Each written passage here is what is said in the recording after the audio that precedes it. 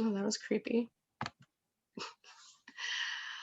Okay, so starting with reading, my article was the developmental differences in curriculum-based measurement, reading aloud growth rates between English-speaking students and English language learners in grade 8. So they took multiple, like around 133 students of English learners and they did different probes between fall, spring, and the winter. I skipped a season. Just to see what the difference is.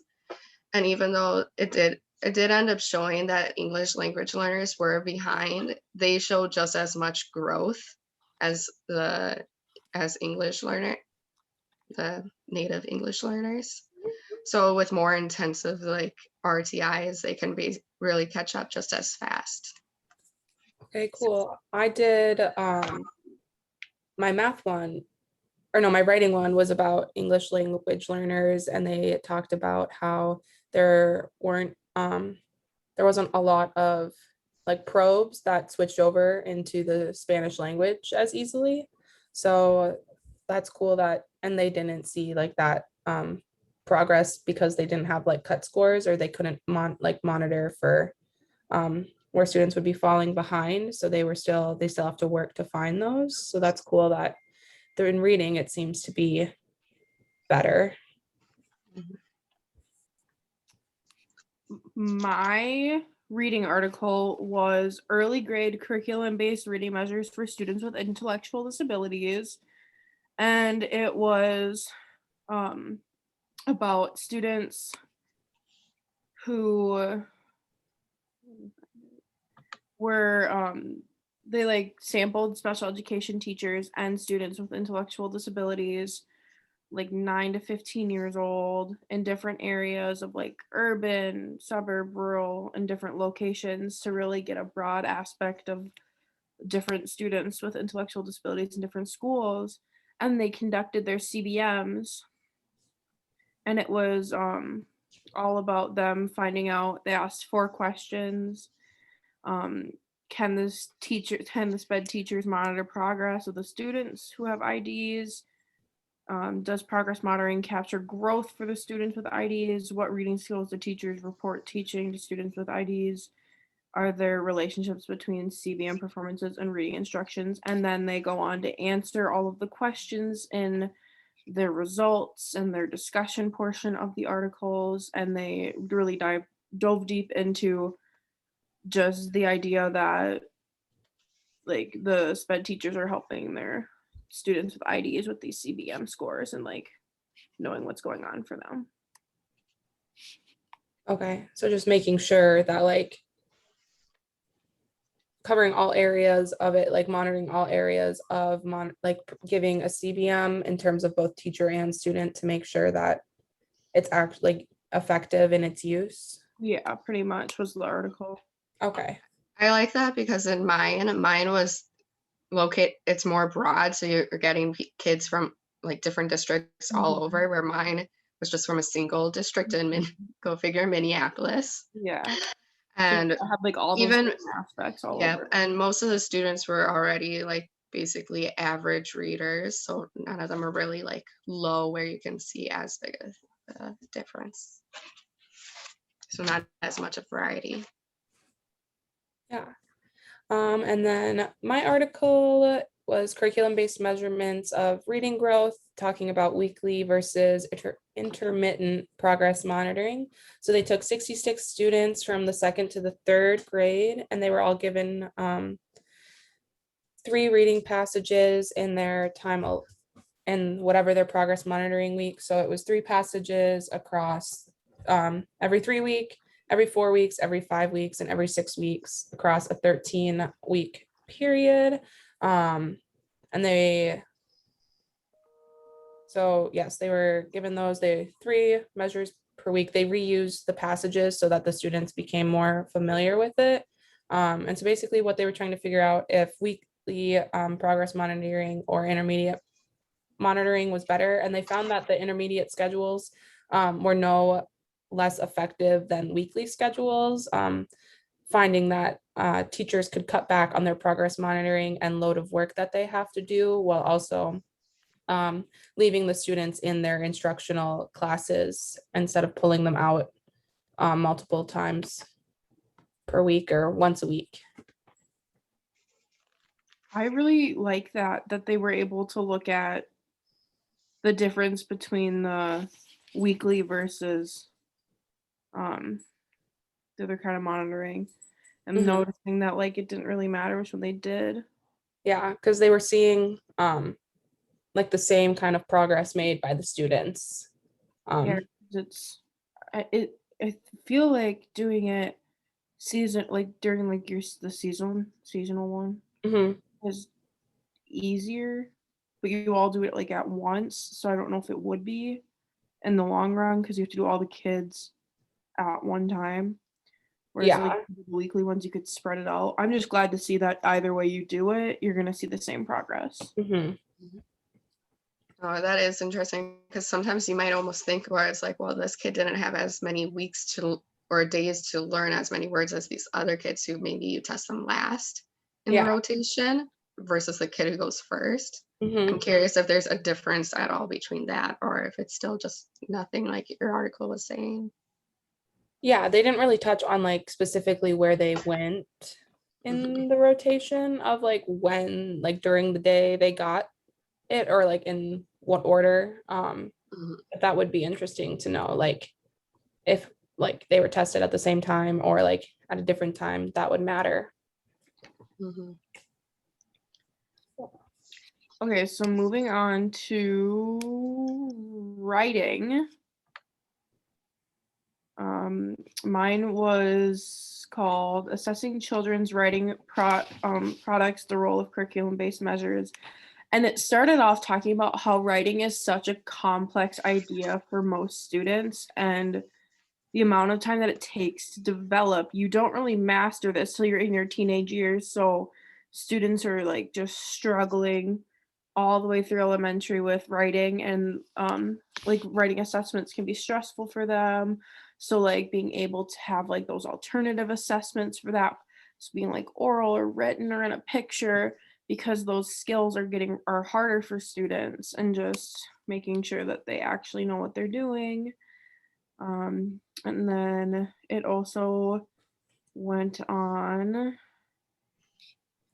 to talk about like CBMs and like the aims of studies.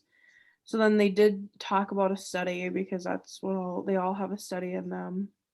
So they picked like 200 students in a primary school, and they looked at all like the different years that they were in. And I think this is actually based on the way like they're talking, it looks like it might be over in Europe because they talk about the year they're in. Mhm. It's like a primary school, different wording. um and then they talk about like their procedure of what they did, and then they go into the results and they present them in three sections of the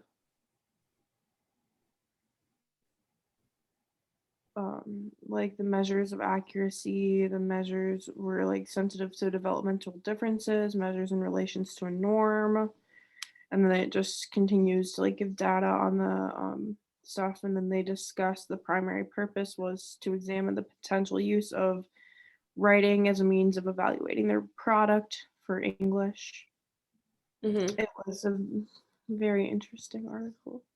Yeah, I'm just looking at like what you have written for your summary, and I think it's interesting that the products they were using were in English, it says in your thing, but then it says it's from two schools were looked at with many different backgrounds. And so I just think it's interesting if you're testing student with many backgrounds. I wonder how it being in that primarily English English. affected their Their actual scores, yeah. studies, and like how accurate that data could have been. Mhm. Yeah, because like just like in my reading thing, even though the growth rate between the different like the ELL learners, but even though that was the same, it didn't always show that they were on the same level because of that language barrier. Mhm. So it'd be interesting because proper grammar is also different Yeah, we from always language to be language. mindful of the Like you could be background. fluent in Spanish, but it doesn't mean you're like fluent in just casual conversation. Mhm. Mhm. You know Because more the proper stuff. yeah, and that swings into mine. So mine is about validity and diagnostic accuracy of written expression in CVMs for students with diverse language backgrounds. So they took 139 fourth graders, including English speakers, non-English speakers, and then monitored students. And monitored students are students who had previously been in ELL classrooms, but have now been transitioned fully into like an English speaking classroom, but they're still monitoring that they're, making that progress and keeping up with the language and all of that. And so they were all given the same written expression CVM, and it was looking at when you could tell if a student was falling into like danger of falling behind. So like cut scores is what they were, the big thing they were looking at. And the problem with the writing expression CVMs is that the cut scores could only be given for some. So like the native English speakers, they all had cut scores, but then you got to the non-English speakers and they couldn't find like an appropriate cut score because there wasn't a way to score it for it being in a different language. And so then it found that without a cut score, this like it wasn't accurate and you couldn't really do anything off of the data that you were collecting. Mm. But with a cut score, they could tell where a student would be in danger of falling behind. So from that, I just took away that there needs to be more work in, creating those CPMs that will be appropriate for students who speak a different language. Yeah, definitely making sure that we can have those scores and those like a base of like where our students need to be and where they need to grow to, Mhm. not only in just what we would expect. Like we need to be able to convert to all different types of backgrounds because that's what we see from our students. Yeah. Yeah. No one's the same. Well, it's kind of like if you guys remember Dr. Johnson last semester, I can't recall, but the African English, Yeah, how African it's American English. Yep, it's proper in English, but it's not what we expect. Mhm. So it's almost like that, but their own language, but it's still correct what they're doing, but not in the standardized testing views. Yes. Mhm. So, well, mine's a little different from your guys. I did the gender differences in written expression in the CBMs and for 3rd through 8th grade students, just because there isn't a lot of studies done on the differences between males and females. And, it's also interesting because in this article, they take like what it says like 1,240 male and female students between 3rd and 8th grade. And it's pretty, and then it was in 4th or 8th grade where there was a pretty big difference. But most boys, theirs tend to be shorter. They don't write as many words. They don't go into as crazy detail with storytelling like females do. And one of the things they mention is they're a little bit more to the point. Where girls, they get a little more creative with their talking. So right there is when you're getting more creative with how you're writing stuff, you get more words written for written expression, and there's always a difference throughout the grades. Yeah, I saw in your thing it said that the females always had more of a growth between the fall to Yeah. the spring because they have that need to want to express themselves more than. Mhm. Well, I'm just thinking of school. I always remember it was always more the girls who were always into writing a lot more than guys ever were. Mhm. Yeah, that definitely goes off of how like society is viewed as like women are more expressive in their feelings, they talk more, and like men are more Yeah. like quiet and to the point. So that Mhm. definitely Exactly. Girls know how to, since they know how to express themselves, it also is how they are so good at expressing it in writing. Yeah. I found it interesting. That is really interesting. I like it a lot.